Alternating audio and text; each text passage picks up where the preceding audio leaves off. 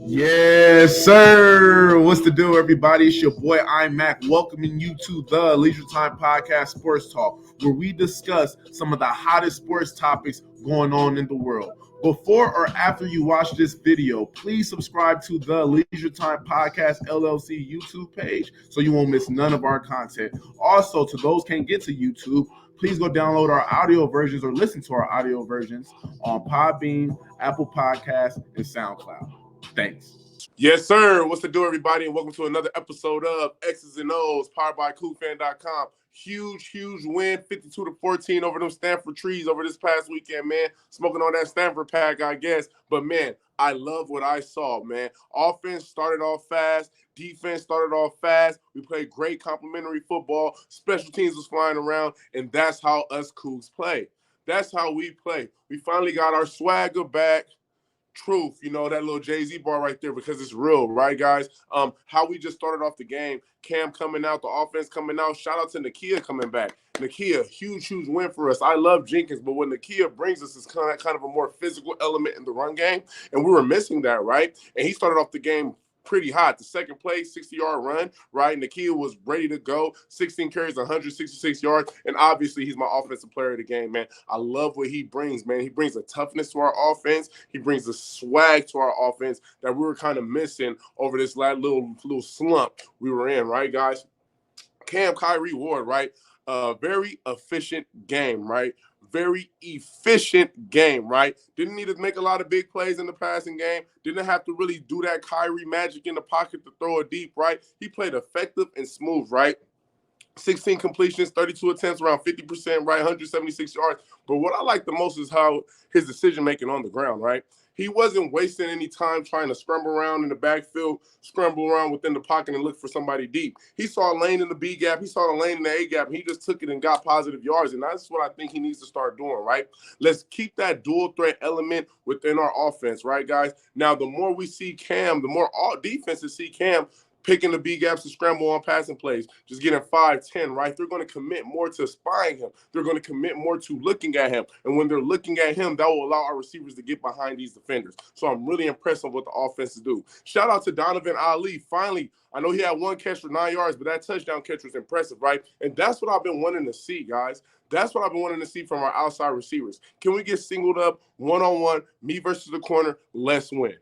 Let's win. And Donovan Ali made one of the best catches I've seen all year. Back shoulder fade, Cam threw it on the dot, and it was money. I was very impressed on the offense, and I was super impressed by Coach Morris, right? Having these motion wrinkles all throughout the game, right? I mean, even the first touchdown pass, motion the X receiver to the backfield, then he motions and then he swings back out opposite way with Billy lead blocking and throw it. That would be a play that I would be highlighting. But I'm just saying, though, it's just he was really in his bag, and I just know I just felt like we were more creative on offense. I felt like we had more variety on offense. And anytime you can put up 52 points, right, it's always a huge win. But you think I'm going to not talk about that defense, though, right? That defense played amazing, right? We forced around 3-4 turnovers, forced fumbles. Francisco Heat, number 51, was all over the field, first forcing plays, right? Our safety, Hicks, all over the field, forcing plays. Henley, right? Everybody, right? I know Ron Stone and Brennan Jackson both got sacks, right? That's Cougar defense. We play fast, we play physical, and we created turnovers, man. Turnovers equal victory. You show me any college game. The team that wins the turnover battle wins the game. And I want to say it's a high percentage in there, right, guys? So I think that we just did an awesome job overall as a team, and special team made some plays too. I'm so proud of these Cougs. I'm so proud of this coaching staff. And how about the turn up after the game? Coach Dicker was in the circle getting his giddy on, you know what I'm saying? So, like, I'm just very impressed about this team, very impressed about this program, and we're going to get started with the first offensive play of the day. Let's get it. Now it's time for the first offensive play of the game. And I have to go with Cam Ward's first touchdown pass because the play design that Eric Morris drew up right here is truly awesome, especially this is a man beater, okay? So obviously, we guys running 12 personnel, right? We have 2 tight ends. We have 1 running back, right? 2 receivers out here flank. Stanford is in their bear look right now, right? Got their 2 backers and nose, 2 ends and 3s, right? With the safety overhanging, right? Really trying to make sure we protect that edge. Well, Stanford making sure they protect that edge at the safety with this free safety, and Will kind of playing this backside. What I love about this play so much, guys, is the play design, right? Like I said, right? So when the play starts, right, we give a good, hard zone read action, right? But before even that, we motion him. As we motion this receiver right here, guys, he gets right here, right? We snap the ball, then we give this zone like action, like I said. We have Billy actually coming right here to knock back on this back. Right here, this backer coming up the field, right, with this fake. But what we do then now is we actually call this actually was a play action pass. This actually was a play action fake play action zone with the receiver faking the motion, orbit motion, and then orbiting back out on the bubble, right? So as we snap it, right, this receiver then, this corner follows him. And as this receiver comes back this way, right, this linebacker, this corner tries to chase, but Billy flanks out and blocks him. Is a very, very cool play design, guys, that you don't see a lot of, right? Because Morris knew that this corner was going to chase this receiver. So as he was coming back, we slid Billy past this linebacker. He got to block him, right? And it helped this dude right here just get in the end zone free, right? And once I saw this play, I knew from that moment that our offense was going to be in his bag, right? Anytime that you call man beaters like this, that means that we schemed them up very well. That means Morris was doing his homework, and he knew that Stanford would be in man coverage in this particular goal line play, right? We have one of the best red zone offenses in the Pac-12, the best actually, right? And this is why, right? Because we're able to make a defensive player's eyes be undisciplined, right? When a defensive player eyes is undisciplined, that's when offenses make big plays, right? Let's go to the second offensive play of the day. All right, it's time for the second offensive play of the day. And guys, it's nothing special about this play as far as with the X's and O's. I just want to highlight that we finally did what I wanted us to do.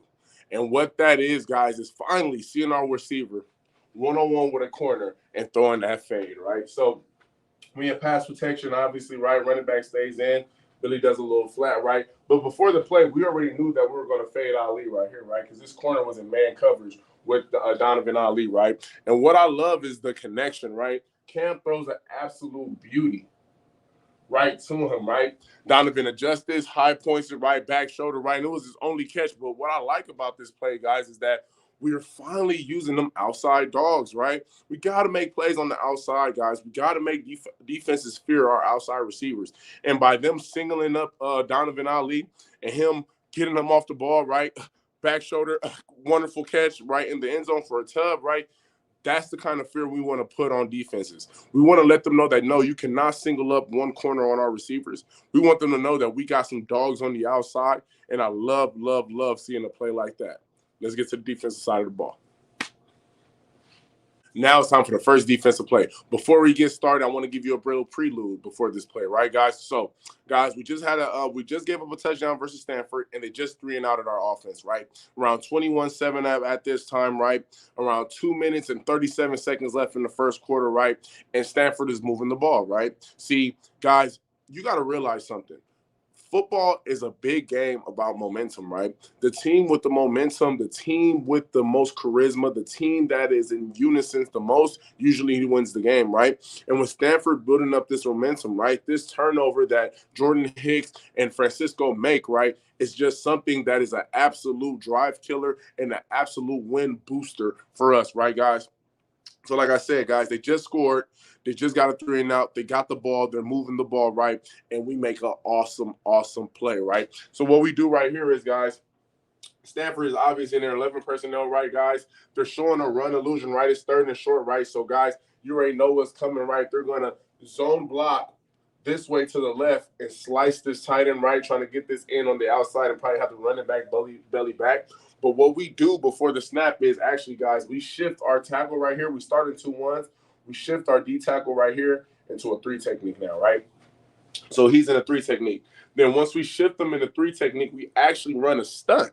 We actually run kind of like a pirate stunt where this tackle is going to be in the B gap. He's going to shift in the A gap. This end is going to be in the C gap. He's going to crash in the B gap. And our Mike linebacker is actually going to become a C gap player, right, guys? So this is an awesome look. So as Stanford's doing their zone look, right, he's trying to block him. He goes right here. He goes right here, right? Now, as he does this, the 3 technique does this now, it forced this guard to crash down. And as our end goes right here, right now, right, it makes it muddy for him on the crack right here. So now he's supposed to slice the guy in the C gap, but with our end kind of pressing down on this tackle, right, he ends up slicing this end. So when the running back thinks he has a lane right here, he has to bounce. Mind you, now our safety blitz too.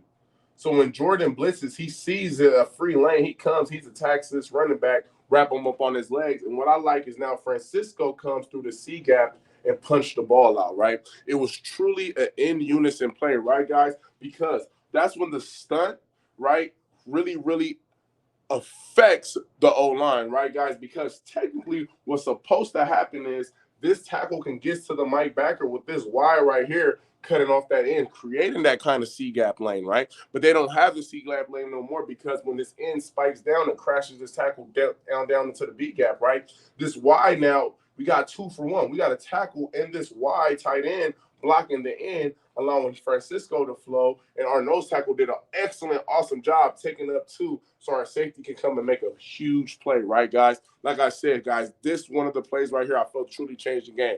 If Stanford gets this first down, Stanford scores this ball, it's 21-14, and hey, it's a different ball game, right? But guess what? It didn't happen. Let's get to the second play of the day.